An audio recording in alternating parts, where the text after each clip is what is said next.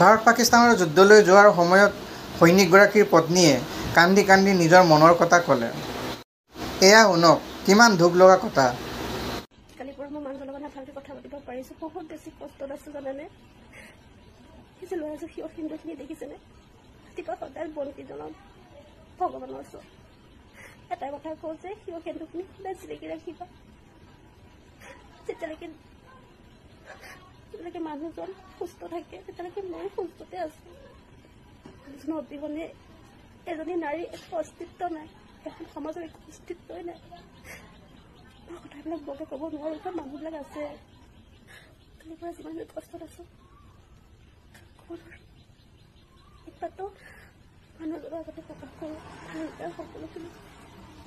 কিয় মোক সময় নালাগে, কিন্তু চিটুৱেশ্যনত কিয় মোৰ সময় নালাগে, কিন্তু ফোনটো কৰি খবৰ খাতি দি থাকোঁ মই ভালে আছোঁ। সঁচা কথা কেতিয়াও নকয় মোৰ আগত, কেতিয়াও নকয়। খাব পাইছোঁ না ভালকৈ থাকিব পাইছোঁ, শান্তি পোৱা নাই জানেনে। ইটো ৰুমৰ পৰা সিটো ৰুম, সিটো ৰুমৰ পৰা সিটো ৰুম। মোবাইলটোকে লৈ থাকোঁ, ফোন আহিব নেকি, কিবা পৰিস্থিতি আছে, তেওঁলোকে খাব পাইছেনে নাই, কেনেকৈ আছে। যদি ফৌজি ৱাইফক গৌৰৱ কৰোঁ যে মোৰ এজন হাজবেণ্ড দেশৰ কাৰণে ওলাই গৈছে, সদায় সেইখিনি সন্মান কৰোঁ।